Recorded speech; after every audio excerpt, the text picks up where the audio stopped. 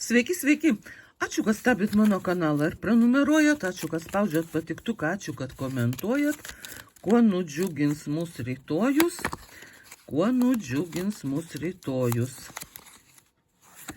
Na, užteks maišyt. 4 jum traukiu. Kaip visada įsirinkit, kurią mėgstat. Ir skaitau po vieną. Na, čia balansas. Saikingumas, ramumas ir kiek yra vienoj taurai, tiek įpili į kitą. Jeigu nori papilstyti iš taurės į taurę. O iš esmės tai labai rami, subalansuota diena, kai nėra jokių triuškinančių įvykių, kai viskas slenka ramiai. Sakau slenka, todėl kad niekas strima galviais nesiverčia. Viskas eina pagal tvarką, pagal planą, ramiai, tvarkingai, apskaičiuotai, apgalvotai. Ir tai yra faina, tai yra ramu. Vis tiek visokių dalykų darant ramiai galima atlikti labai daug.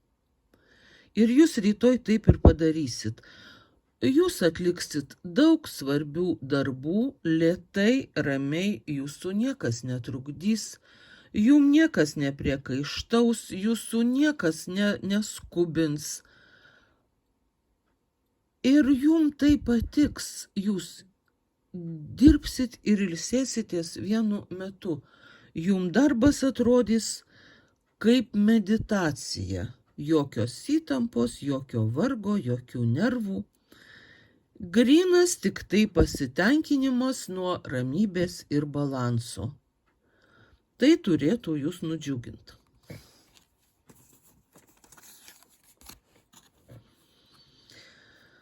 Taip, o mėnesiena, tai ji irgi labai tokia rami korta. Ir dar plius tokia apšviečianti visokius užkaborius, visokius paslėptus slėpinius, dvigubus dugnus ir visokias paslaptis. Jeigu jūs turit paslapčių, tai geriau jau jas slėpkit giliau. Bet kita vertus, jūs labai aiškiai matysit ir nuo jūsų slepiamus dalykus. Ir tuos dalykus, kurie jum atrodė, gali būti taip, kad jum atrodo vienaip, o mėnesienos šviesoj pasirodys visai kitaip. Gali būti, kad jūs dėl kažko klydot ir dabar jum paaiškės tiesa. Gali būti, kad jūs kažko nežinojot ir dabar sužinosit. Ir jum tai patiks. Jūsų intuicija sužydės, suklestės. Jūs tiesiog skaitysit mintis ir matysit visus atsakymus anksčiau negu užduosit klausimą. Tai jum patiks. Va, o čia tai jau tempas.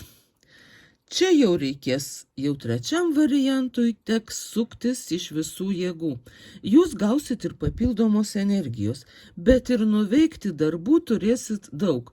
Čia net ir vaizdas toks labai, kai visi mėto lazdas į vargšą varną, o jis vis taip išsisukinėja, kad išliktų sveikas ir atliktų viską, ko iš jo laukiama. Jūs rytoj taip ir lakstysit. Atliksit visokių darbų daugybę, bėgte. Jum ir tą reikės padaryti, ir aną, ir dar kažką. Ir jūs energijos tam turėsit. Jum nuobodu nebus. Jūs padarysit daugybę visokių darbų, visokių reikalų. Visur nubėgsit, nuvažiuosit, parašysit, apskaičiuosit, nusipirksit, parduosit. Ir visa diena bus labai energinga, labai rezultatyvi ir netgi pelninga, aš sakyčiau. Tai turėtų jūs nudžiuginti. Va, o čia Situacija tokia. Jūs jau kažkokioj vietoj užsibuvot, pasibuvot, jau viską nuveikėt, visko pavalgėt, visko išgėrėt ir dabar jūs norit eiti kitur. Jūsų širdis sako, kad jau jums reikia kažką keisti, kažkur judėti į priekį, kažkur judėti į kitą vietą. Net jums gali pasakyti kiti žmonės, jūsų pažįstami ar nepažįstami, kad tu čia gerai sėdi, ko tu čia purkštauji, čia tau viskas gerai ir neieškok čia jokių priekabių. Bet jūsų širdis tai žino, kad jūs jau norit kažko šviežio, kažko naujo, kažko spalvingesnio. Jūs jau čia viską matėt, jūs jau šitą vietą išaugot, jūs jau norit daugiau erdvės, jūs jau norit kitos vietos, jūs jau susiruošėt ir judėsit link ten. Prisiminkit, kad jūsų niekas neišvaro, priešingai prašo pasilikt, bet jūs norit kažką keisti. Aš nežinau, galbūt darbą, galbūt mašiną, gal norit šiaip išvažiuoti kažkur kitur, ar išeit kažkur kitur.